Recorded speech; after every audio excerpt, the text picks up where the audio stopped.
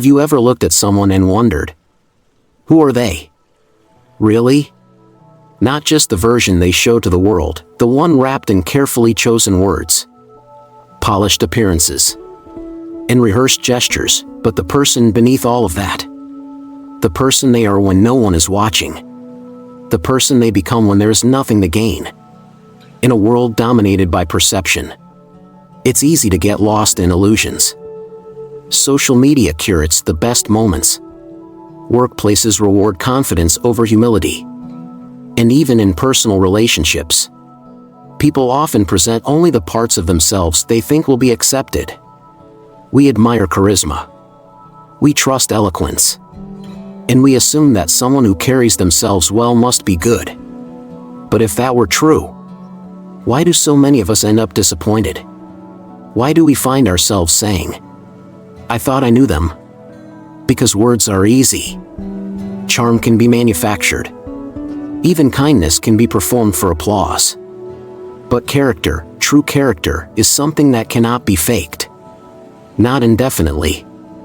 It is revealed in the cracks. In the moments that seem insignificant. In the ways a person behaves when there is no stage. No reward. No one to impress. Buddhism teaches that a person's nature is not found in their titles or their speeches, but in the quiet spaces in between. The way they treat a stranger who has nothing to offer them. The way they react when things don't go their way. The way they uphold or abandon their commitments. Not just to others, but to themselves. These moments are the windows into a person's soul. They are subtle, but they speak volumes.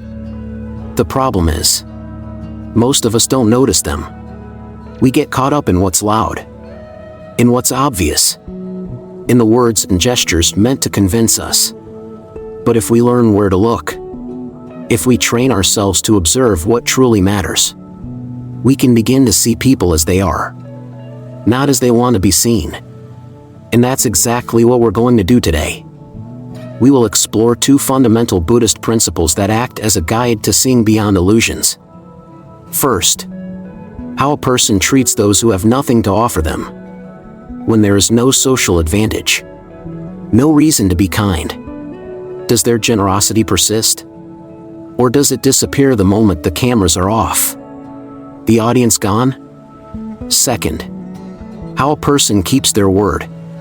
When life gets inconvenient, when no one would notice if they backed out of a promise, do they still follow through? Or do they find an excuse, justifying why they didn't really need to? These aren't abstract concepts. They aren't philosophical riddles meant for monks in distant temples.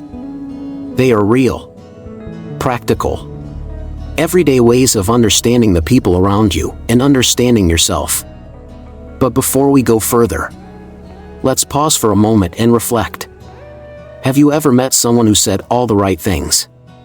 Who seemed genuine and kind, only for you to later realize they were wearing a mask? Have you ever caught a glimpse of someone's real self, not in what they said, but in a single careless action? In the way they treated someone they deemed unimportant? And most importantly, have you ever examined yourself and asked, am I truly the person I claim to be? If any of these questions strike a chord, if you've ever felt that nagging sense of doubt about someone's sincerity, or even your own, then stay with me. Because what you're about to discover may change the way you see people forever. Let's begin. Principle number 1, how a person treats those who can't benefit them. There's a simple truth in life that often goes unnoticed. Who you are when no one is watching says more about you than anything you say about yourself. The choices we make in moments that seem insignificant, how we treat a stranger, how we respond to someone who has nothing to offer us, paint a clearer picture of our true character than any carefully curated words or actions performed in public. It is easy to appear kind when it serves us. We smile at people who can advance our careers. We extend politeness to those whose approval we seek. We hold the door open for someone when we know they will say thank you. But what about when there's no applause? No recognition? No social benefit? What about when kindness is inconvenient? Buddhism teaches this through metta, loving kindness, and upekkha, equanimity, the ability to extend compassion to all beings without discrimination. A truly compassionate heart does not distinguish between a rich man and a beggar, between someone powerful and someone forgotten. Compassion is either present or it is not. There is no middle ground. One of the most powerful lessons on this comes from the story of the Buddha and the beggar. One day, as the Buddha and his disciples traveled from village to village, they stopped to seek alms. Among those who approached was a frail, impoverished beggar, his body weak, his hands trembling. Some of the disciples hesitated. They believed that their limited food should be reserved for the noble, for those who could support their cause, or for those who deserved it. After all, wasn't it logical to offer resources where they would yield the greatest benefit? But the Buddha did not hesitate. He reached into his bowl and offered his food to the beggar. One of the disciples, puzzled, asked, "Master, why do you give to one who can offer nothing in return?" The Buddha smiled and said, "A man's worth is not measured by his wealth, but by the kindness he shows to those in need." This moment contains a profound truth. How we treat those who cannot return the favor is the clearest reflection of our character. Think of the last time you observed someone's behavior towards someone they had no reason to impress. Maybe you've seen someone be kind to a coworker who holds no influence. Or maybe you've watched someone speak dismissively to a waiter who made a small mistake. These interactions often reveal far more about a person than their words ever could. Consider these everyday moments. A barista at a busy cafe makes a mistake with your order. Do you lash out in frustration? Or do you calmly express the error with understanding? A janitor is mopping the floor as you walk past. Do you acknowledge them with a simple nod or a thank you, or do you walk by as if they don't exist? An elderly woman struggles to lift a heavy bag of groceries. Do you stop to help? Or do you keep walking, telling yourself you're too busy? We like to think these moments are insignificant. But in reality, they are the moments that reveal who we truly are. The truth is, anyone can be kind when it's easy. But when kindness requires patience, when it requires effort, that's when the real test begins.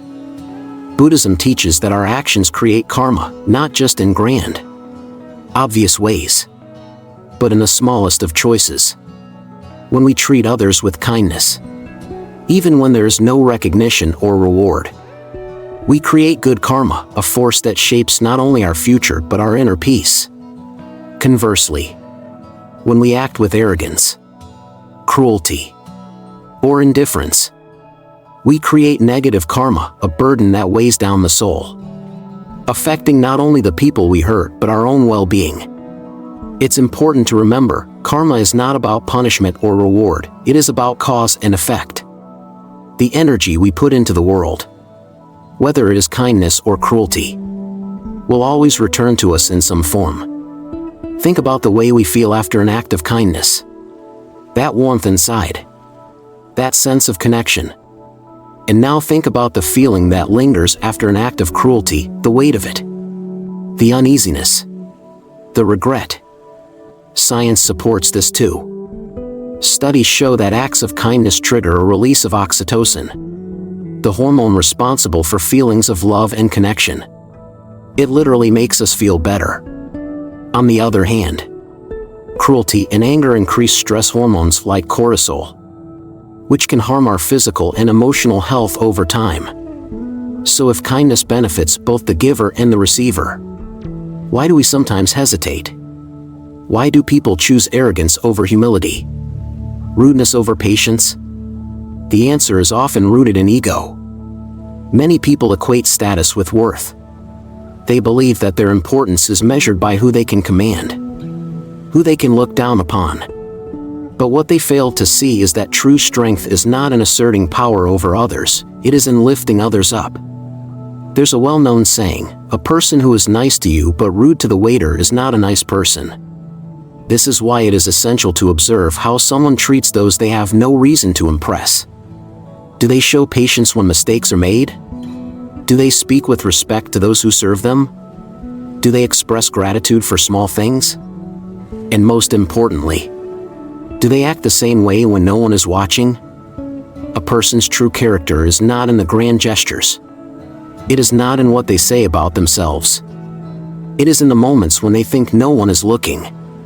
This is why self-reflection is key. It is not enough to recognize this behavior in others. We must also turn inward and examine ourselves. Ask yourself, do I show kindness to those who can't return the favor? Do I respect all people equally? Or do I treat some better based on their status?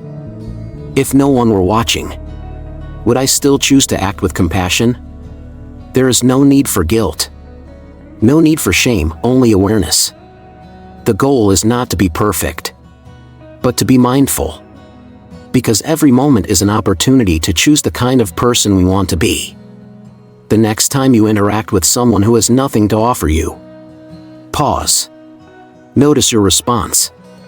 Ask yourself if it aligns with the person you strive to be.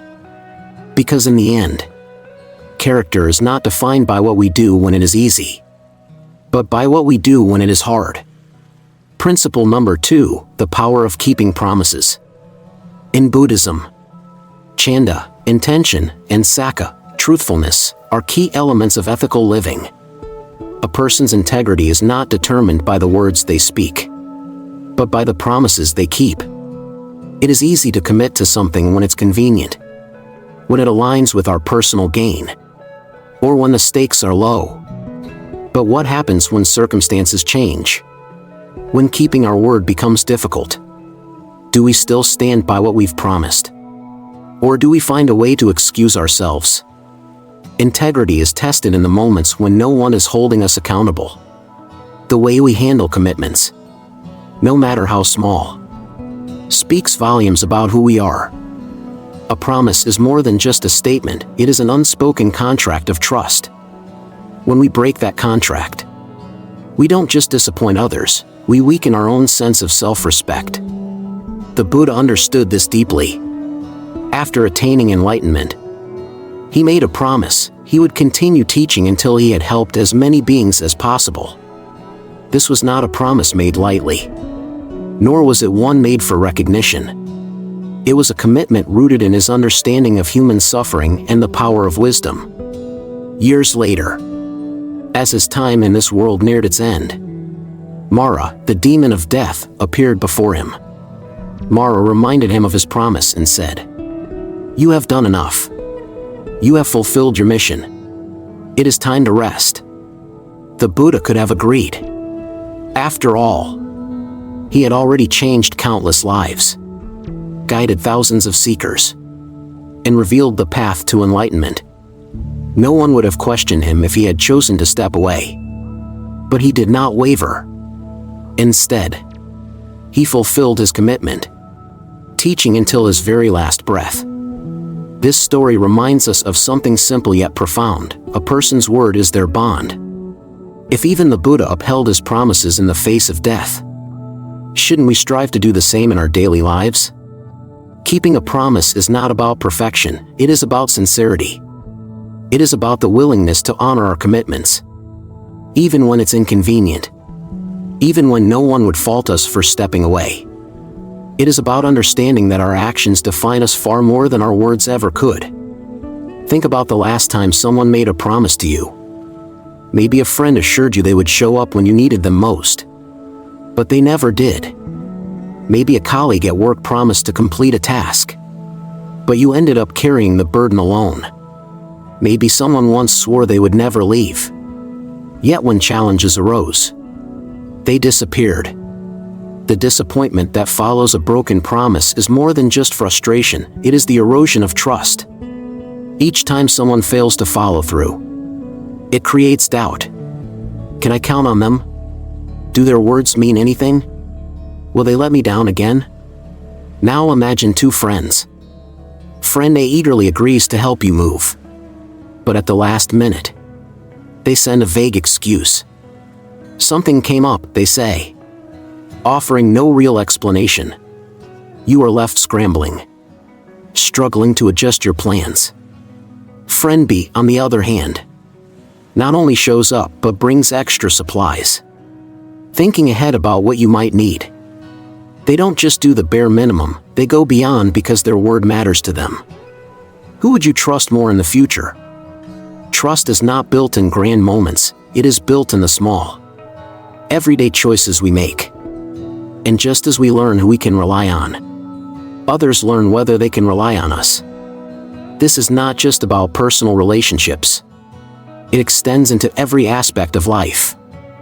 A leader promises to advocate for their team, to fight for better working conditions. But when faced with resistance, they back down. What does that say about their integrity? A partner vows to be there, to listen, to support. But time and time again, they fail to follow through. What does that say about their devotion?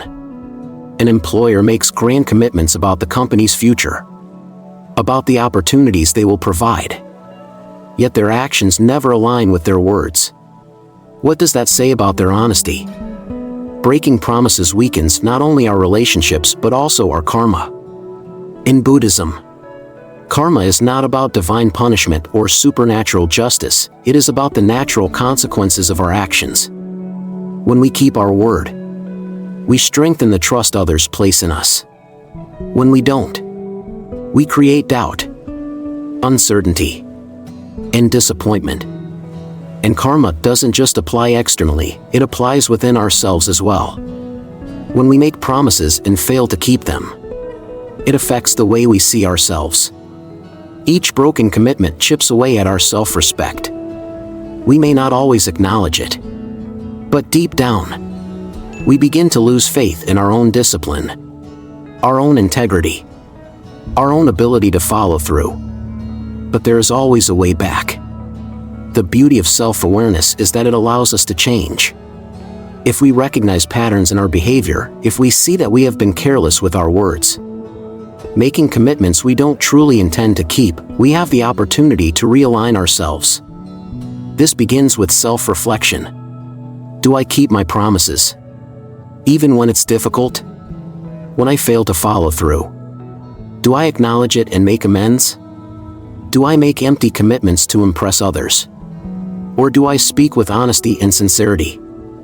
Living with truthfulness, saka, and right speech, samavaka, is not just about avoiding lies, it is about making sure that our words hold weight. That when we say we will do something, we actually mean it. It is easy to say yes in the moment, to agree to things because it feels good, because we don't want to disappoint, because we want to be seen as dependable. But if our words are hollow, if they lack the foundation of real commitment, they do more harm than good. Buddhism teaches that wisdom lies in understanding our limitations. Instead of saying yes to everything and failing to deliver, we should be intentional. A thoughtful, sincere no is far more valuable than an insincere yes.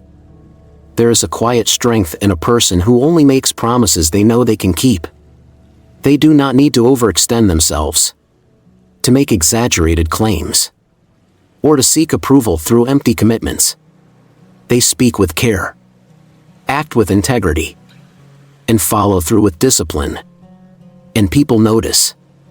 When you meet someone who is true to their word, who shows up when they say they will, who keeps their commitments not just when it's easy but when it's hard, that is a person you trust. That is a person whose presence brings certainty. And we have the power to be that person. It starts with mindfulness, with pausing before we commit to something and asking ourselves, can I truly follow through? If the answer is yes, we give that promise the weight it deserves. If the answer is no, we have the courage to set boundaries, to be honest rather than making commitments we cannot keep. And when we do fall short, because at some point, we all will, it is not about making excuses. It is about taking responsibility, owning up to our mistakes, making amends when possible, and learning from them. Integrity is not about never failing. It is about how we respond when we do. Keeping promises is not just about the commitments we make to others. It is about the commitments we make to ourselves. When we set goals, when we vow to take care of our health, when we promise ourselves that we will grow, improve, or break bad habits, do we keep those promises? Because in the end, the most important trust we can build is the trust we have in ourselves. A life of integrity is not built overnight. It is built choice by choice, commitment by commitment, promise by promise. And when we live in alignment with our words, we create not only stronger relationships but a deeper sense of peace within ourselves. Because the greatest freedom is the freedom of knowing that when you speak, your words carry meaning. That when you promise, you deliver. That when you say you will do something, you will. And that is the power of keeping promises. Now, let's turn the lens inward. It is always easier to observe others, to notice when someone else is being rude, when someone else is unreliable, when someone else lacks compassion. But Buddhism teaches that before we look outward, we must first look within. Before we pass judgment on another's character, we must examine our own. We spend so much time analyzing the actions of others. But how often do we pause to ask ourselves, am I living in alignment with the values I admire in others? It is a humbling question. Because if we are honest, we will recognize moments when we have failed. Moments when we have acted out of frustration instead of kindness.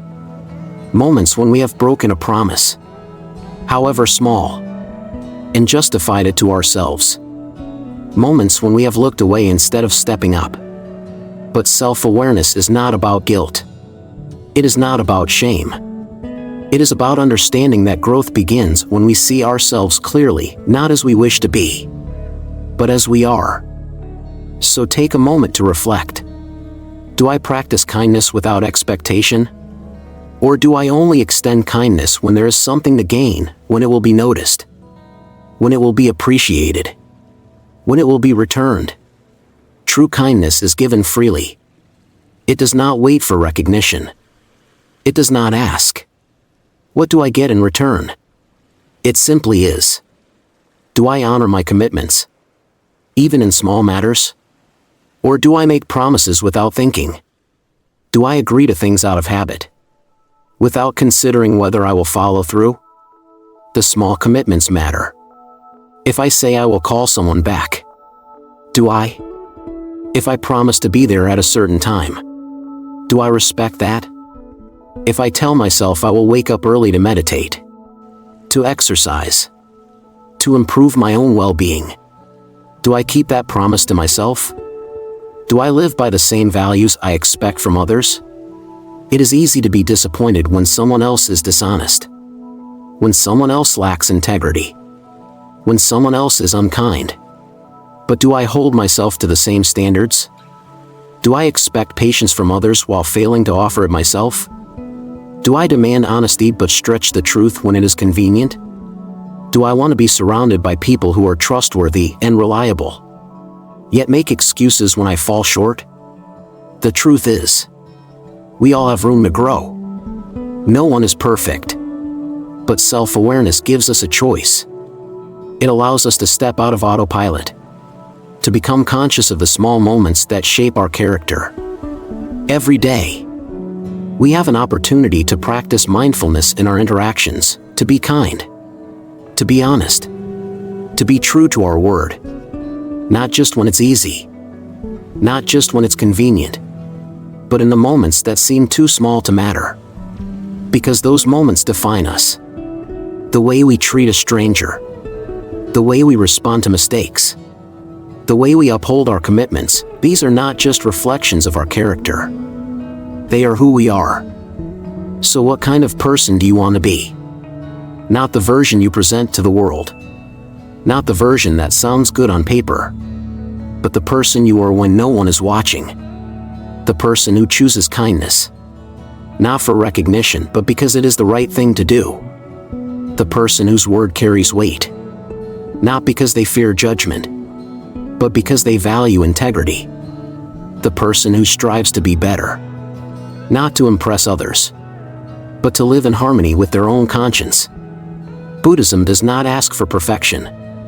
It asks for presence, for awareness, for the willingness to reflect, to acknowledge, and to improve. If you have been impatient, you can practice patience. If you have been unkind, you can practice kindness.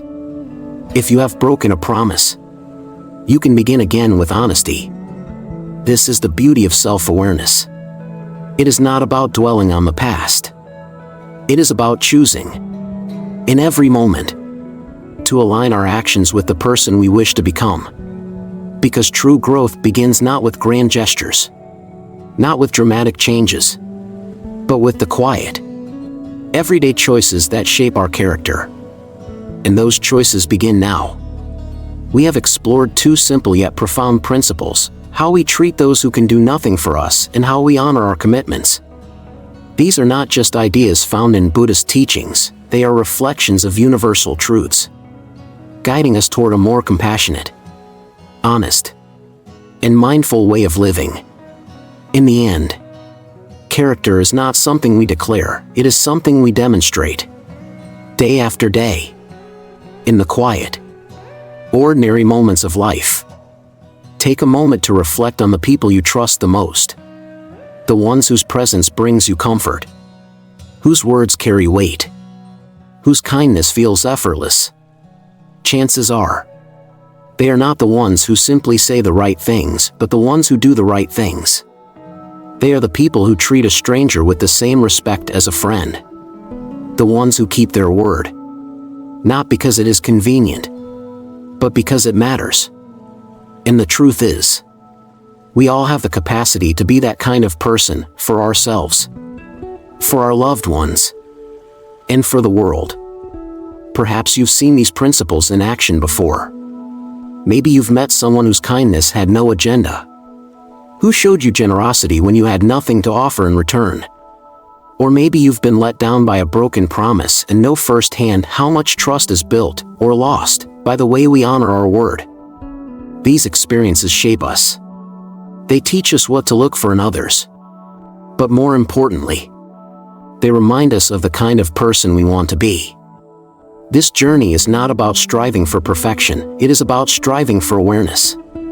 It is about recognizing the power of small moments, the weight of a single choice. Every day, we are given the chance to be better, to be more mindful of how we show up in the world.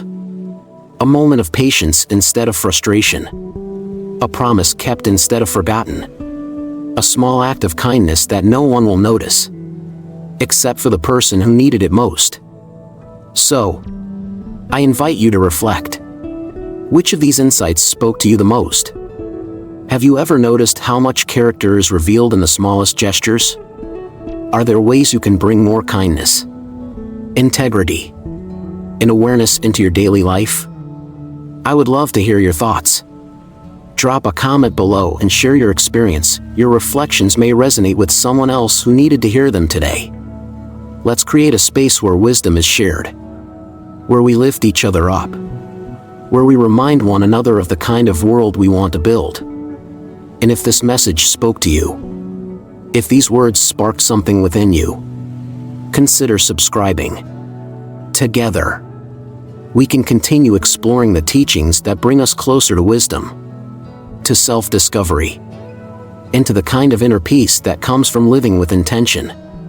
Thank you for being here, for choosing to spend this time in reflection, for being part of this journey. May you walk forward with a heart full of kindness, a mind rooted in truth, and a life shaped by the quiet, powerful choices that define true character.